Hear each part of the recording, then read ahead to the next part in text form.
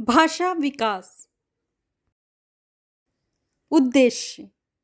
बच्चों को कहानी सुनाने के फायदों को जान पाएंगे। बच्चों के लिए उपयुक्त कहानी की विशेषताओं को पहचान पाएंगे। बच्चों को सही तरीके से कहानी कैसे सुनाई जानी चाहिए, इसके कौशल विकसित कर पाएंगे। नमस्कार। पिछले सत्र में हमने भाषा विकास की अलग अलग क्या क्या स्टेजेस होती हैं उनके बारे में जाना था। इसके साथ साथ यह भी जाना कि हमें बच्चों के साथ किस प्रकार की गतिविधियां करनी चाहिए जिनसे बच्चों में भाषा विकास को बढ़ावा मिले। इन गतिविधियों में कहानी सुनाना सबसे महत्वपूर्ण गतिविधि है, यह भी जाना। आज के इस सत्र में हम कहानी सुनाने के बारे में और अधिक विस्तार से जानेंगे।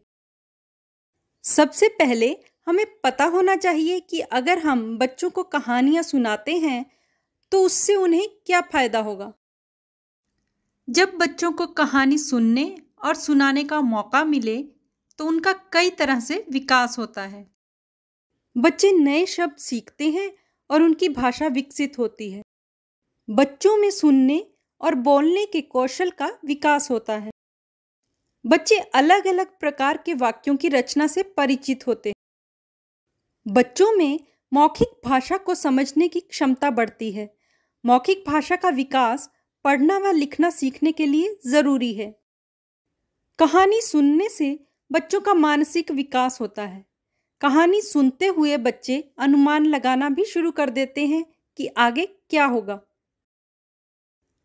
कहानी सुनते समय बच्चे घटनाओं के बीच संबंध समझते हैं और वे एक क्रम से सोचना सीखते हैं। कहानी बच्चों को कल्पना करने के अवसर देती है। जब बच्चे कहानी सुनते हैं तो उनके मन में वह दृश्य उभरता है और बच्चे अपनी कल्पना के प्रयोग से खुद भी कहानियों का निर्माण करते हैं। इस कल्पना से बच्चे में रचनात्मकता आती है और उसकी सोचने एवं समस्याओं को हल करने की क्षमता भी बढ़ती है। कहानी सुनते समय बच्चे खुद को कहानी के पात्र के रूप में देखने लगते हैं। इससे उन्हें अलग अलग भावनाओं का एहसास करने में मदद मिलती है और वो दूसरों की भावनाओं को भी समझने लगते हैं। ऐसा कहा जा सकता है कि कहानी सुनने से बच्चे भावनात्मक रूप से मजबूत बनते हैं। अध्ययनों में सामने आया है कि कहानी सुनने से बच्चों की सुनने की क्षमता में सुधार आता है। कहानी सुनने वाले बच्चे अच्छे श्रोता बनते हैं।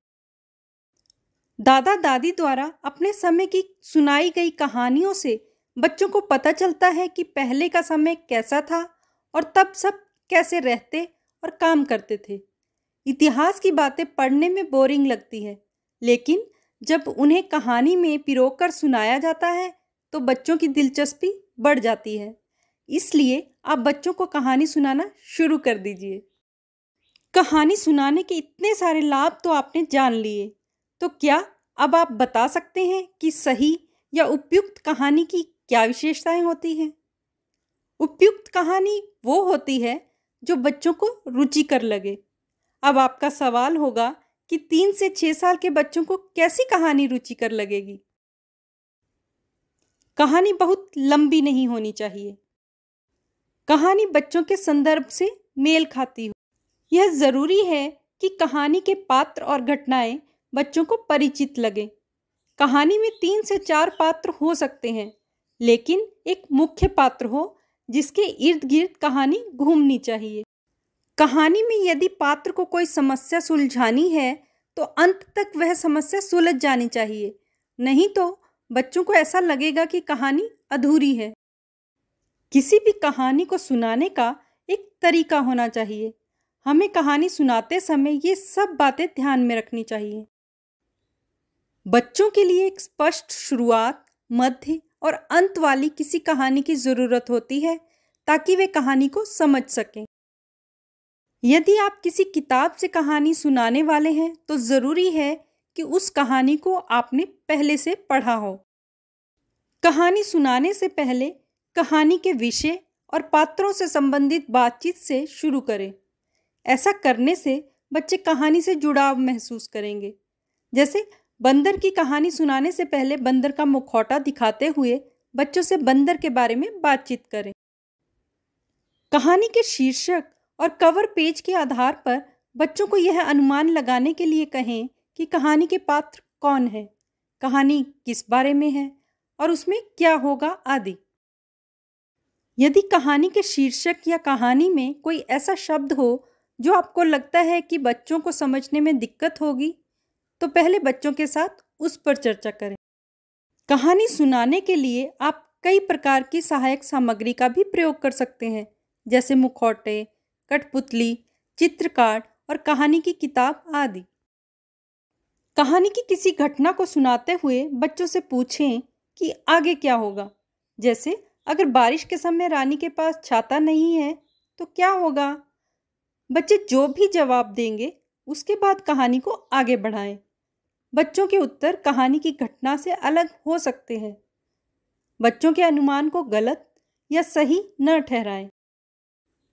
कहानी सुनाने के बाद की गतिविधियां। एक बार कहानी सुनाने के बाद बच्चों से उसी कहानी को सुनाने के लिए कहें। दोबारा सुनाने से पता चलेगा कि वे क्या समझे हैं। कहानी सुनाने के बाद बच्चों को उस पर आधारित चित्र बनाने के लिए कहें। इससे उन्हें अपने विचारों और भावनाओं को व्यक्त करने का मौका मिलता है। चित्र बनाना लिख पाने का पहला कदम है। चित्र बनाने के बाद बच्चों से ज़रूर पूछें कि उन्होंने क्या बनाया है और उनके विचारों को एक छोटे वाक्य में चित्र के नीचे लिख दें। ऐसा करने से बच्चों को लिखित भाषा अर्थपूर्ण लगने लगती है। कहानी सुनाने के बाद बच्चों को कहानी का अभिनय करने के लिए कहें, जिसमें बच्चे कहानी के पात्र बनेंगे। आज के इस सत्र में हमने जाना कि कहानी सुनाने से पहले पूर्व ज्ञान जागृत करना, हाव भाव से कहानी सुनाना, चित्र कार्ड का प्रयोग करना, कहानी सुनाते हुए बीच बीच में प्रश्न पूछना बच्चों की सोच को जागृत करने का बेहतर तरीका है।